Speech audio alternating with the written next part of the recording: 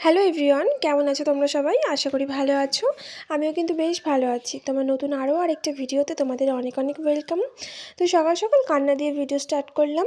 তার মানে এই নয় আমার সংসারের অশান্তি, এগুলো কিন্তু কেউ ভেবো না। এই যে পেঁয়াজটা আমার প্রচণ্ড অশান্তি দেয়। ওকে কাটলে পারেই ও আমাকে কাঁদিয়ে ছাড়ে। বিয়ের এত বছর পরেও আমার কান্নাকাটি থামেনি, জানি না কখনো থামবে নাকি। তো যাই হোক, সকাল সকাল কিন্তু আমি একটু চাপের মধ্যে আছি। সমস্ত কাজবাজ আমার হয়ে গেছে, স্নান করে নিয়েছি। তো ছেলের শরীরটা না হঠাৎই খারাপ হয়ে গেছে, তাই যেতে হবে আমাকে ওকে নিয়ে ডাক্তারের কাছে। তো ছেলের জন্য খাবার বসিয়ে দেব, আর তার আগে বর কী খাবে সকালবেলা সেই জন্য একটু জোগাড় করে যাওয়া আর কি, যাতে মায়ের ওপর আর বোনের ওপর অতটা চাপ না পড়ে। তো আজকে বর নিয়ে এসছে বাটা মাছ। অ্যাকচুয়ালি নিয়ে আসেন আমাদের বাড়িতে, তো বাড়ির কাছে তো কোনো বাজার নেই।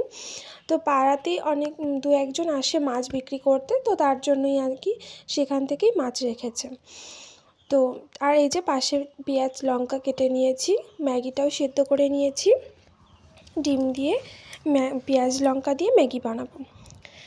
বরের জন্য একটু জোগাড় করে নিই, আর এদিকে ছেলের জন্য আলু সিদ্ধ আর ডিম সিদ্ধ ভাত বসিয়েছি। কারণ কালকে থেকে হঠাৎ করে ওর প্রচণ্ড জ্বর, সারা রাত ঘুম নেই। আমাদের তিনজনেরই সারা রাত ঘুম হয়নি। তো যাই হোক, এই যে আমার ম্যাগি হয়ে গেছে। তো ছেলেকে দেখি ভাত কতটা কি খাওয়াতে পারি। তারপর ওভাবে, যেহেতু জ্বর এসছে মনে হয় খাবে না। ওর শরীরটা ছোটোবেলা থেকেই তাই, শরীর খারাপ হলে একদমই খেতে চায় না। এমনিতেও সুস্থ থাকলে ওর ঝামেলা বলতে শুধু খাওয়া। ওকে না খেতে দিলে ভীষণ ভালো, ওকে খাওয়াটাও ভীষণ কষ্ট ওর। তো যাই হোক, তার উপরে আবার উপরি পাওনা হয়েছে এই জ্বর আসলে আমাদের বড়দেরই তো মুখের একদমই স্বাদ থাকে না, খেতে ইচ্ছা করে না। আর ও তো ছোটো বাচ্চা, ও তো আরোই খেতে চাইবে না। তো জোর করব না, যেটুকু খাবে। তো এই যে আমার ম্যাগিটা রেডি। তো যাই হোক, এই যে আমি ছেলেকে খাইয়ে কোনো রকমে রেডি হয়ে গেছি। তো একদম সিম্পলভাবে একটু রেডি হয়েছি, ছেলেকেও রেডি করিয়ে দিয়েছি। তারপরে আমি যাব হচ্ছে আমার কাকুর সাথে। এই যে চলে এসেছি গঙ্গার ঘাটে। আর কপালটা এতই খারাপ, আসার সাথে সাথে নৌকোটা ছেড়ে দিল। নৌকাটা তো পেলাম না, আর অন্য পরের নৌকার জন্য ওয়েট করতে হবে। তো এই যে আমি আর ছেলে দাঁড়িয়ে আছে এই জায়গায়, আর ছেলে আমাকে একটার পর একটা প্রশ্ন করে যাচ্ছে যে ও মামা বাড়ি যাবে কি না, অনেক রকম প্রশ্ন করে যাচ্ছে। কারণ এটা ছোটোবেলা থেকে যাওয়া আসা করতে করতে না ওর মুখস্থ হয়ে গেছে যে নৌকা করে মামা বাড়ি যেতে হয়। তো যাই হোক, নৌকা এখন ছেড়ে দিয়েছে। নৌকাটা মানে অনেকটা লোক হয়ে গেছিলো, তবুও ওদের মধ্যে কেউ দাঁড়াতে পারছিল না, সবাই বলছিল মাঝিকে। তো তার জন্য কিছুতেই ছাড়ছিল না। তো তারপর অবশেষে ছাড়লো। এই যে আমি ডাক্তারের চেম্বারে এসে বসে রয়েছি। তো কখন যাব আর কি দেখাবো, তারপরে বাড়ি যাব। তো অবশেষে আমি বাড়ি আসতে পারলাম, বাড়ি এসে বসলাম। সেই সকালবেলা বেরিয়েছি, এখন বাজে 12টা। তারপর বাড়ি এসে খাওয়া দাওয়া করে একদম ঘুমিয়ে গেছিলাম।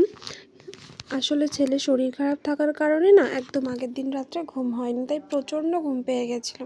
তাই ছেলেকে নিয়ে একটু ঘুমিয়ে গেছিলাম। তো এই যে বিকালবেলা উঠে রেডি হয়ে গেছি, যাব বাড়ি।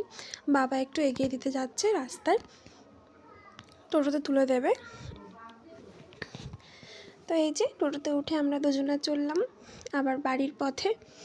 তো কাছে বাপের বাড়ি হলে না এই হচ্ছে এক জ্বালা, যাও আসো যাও আসো। তো দেখো গঙ্গার ঘাটে চলে এসেছি, তো এখন নৌকা পার হব। তো দেখা যাক নৌকা আছে নাকি, চলো। তো যাওয়ার সময় যেটা হলো আসার সময় ঠিক সেটাই হলো। আমি আসলাম আর সাথে সাথে নৌকাটা ছেড়ে দিলাম। তো নৌকা এবারও আমি পেলাম না, তো নৌকার জন্য ওয়েট করছি, মা ছেলে মিলে আর মজা করছিলাম। তো এই যে আরেকটা নৌকাও চলে এসছে আমাকে নেওয়ার জন্য। তো সেটাই আর কি দেখছিলাম, আর পুকুন বলছিল আসো আসো আমরা যাব। তো আজকে না পুকুন একদম যেতে চাইছিল না মামা বাড়ি থেকে, শরীরটা ভালো না তো। আর আমার বাবাকে পেলে না ও কিচ্ছু চায় না, সব সময় ও দাদা দাদা করে একদম অস্থির হয়ে যায়। তো যাই হোক, এই যে নৌকা চলে এসছে, এবার যাব। আর আসার সময় ছোটো কাকুর সাথে এসেছি, যাওয়ার সময় ছোটো কাকুর সাথেই যাব।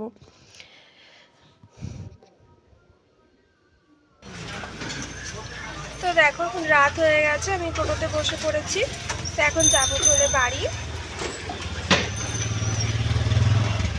তো আজকের ভিডিওটা আমার এই পর্যন্তই রইল। তোমাদের কারোর যদি একটু ভালো লেগে থাকে তাহলে অবশ্যই লাইক কমেন্ট শেয়ার করে দিও, আর আমার চ্যানেলটা সাবস্ক্রাইব করতে একদম ভুলো না।